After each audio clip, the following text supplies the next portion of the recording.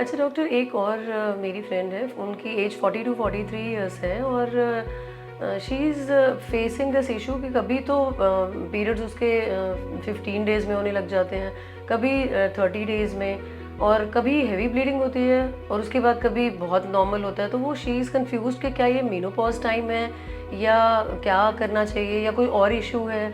तो इसको कैसे हैंडल करें, मतलब क्या ये एज ही नहीं समझ में आता कि किस टाइम मेनोपॉज स्टार्ट हो रहा है और how we have to be careful about के किन चीज़ों का ध्यान रखें। हाँ। तो सबसे पहली बात कि ये कैसे डिटरमाइन होगा कि मेनोपॉज कौन सी एज में आता है, क्योंकि ये तो बहुत लंबा स्पेक्ट्रम है। किसी को 40 में आ रहा है, किसी को 55 में आ रहा है, बहुत लंबा स्पेक्ट्रम है। एक फीमेल का मेनोपॉज उसकी मदर के मेनोपॉजल एज पे बहुत डिपेंड करता है। ठीक है, तो अगर मेरी माँ को मेनोपॉज 50 में आया था तो मेरी भी चांसेस है कि 50 में आएगा। ठीक है, लेकिन पेरी मेनोपॉज 5 साल पहले से शुरू हो जाता है।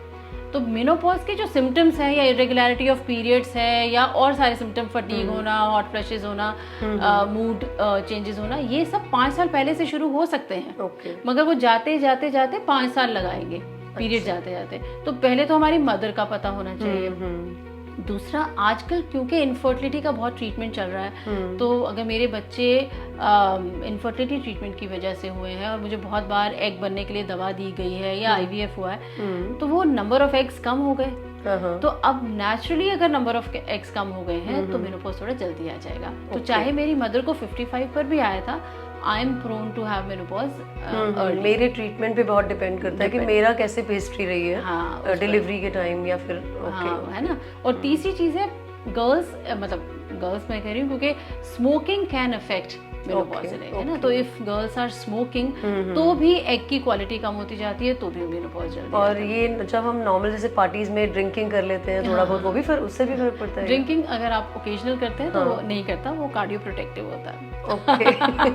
हार्ट अटैक नहीं होने देगा। आपने अच्छा पॉइंट बताया। Wine, only wine, preferably wine. Thank you. तो मतलब 5 साल पहले ही ये होना शुरू हो जाता है। और ये साइन अगर आते हैं, मतलब ये मेनोपॉजल साइन ही है। तो मेनोपॉजल है, जैसे अब उन्होंने कहा कि मुझे 42 पे, मुझे नहीं पता 15 दिन पे आ रहे हैं, 30 दिन पे आ रहे हैं, ज्यादा आ रहे हैं, कम आ रहे हैं, तो हम हमेशा इसको मेनोपॉज नहीं मान सकते हैं। अच्छा।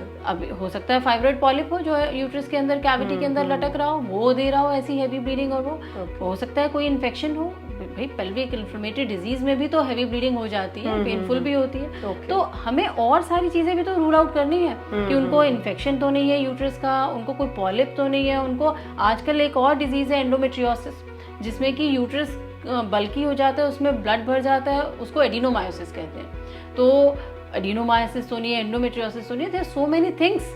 ओके, ये क्या क्या है? ये तो मतलब इसके बारे में भी प्लीज थोड़ा बताइए। तो इस सब को रूल आउट करना है। तो जब हमें इस तरीके की इरेगुलर ब्लीडिंग हो रही है तो हम इसको मेनोपॉज या अर्ली मेनोपॉज मानकर बैठ ना जाएं। हम जाके पहले पता करें कि हमारा सर्विक्स हेल्दी है कि नहीं, पैप स्मीयर नॉर्मल था, नहीं था तो करा लें, क्योंकि सर्विक्स की चेंजेस भी इरेगुलर ब्लीडिंग देती है। यूट्रस के अंदर पॉलिप भी इरेगुलर ब्लीडिंग देता है, फाइब्रॉइड भी, adenomyosis, endometriosis.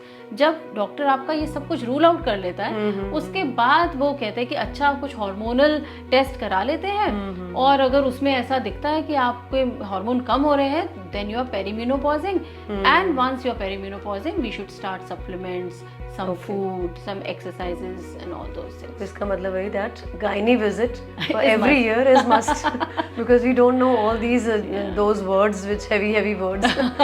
So it's not only menopause, there can be many other causes. ठीक है, thank you so much.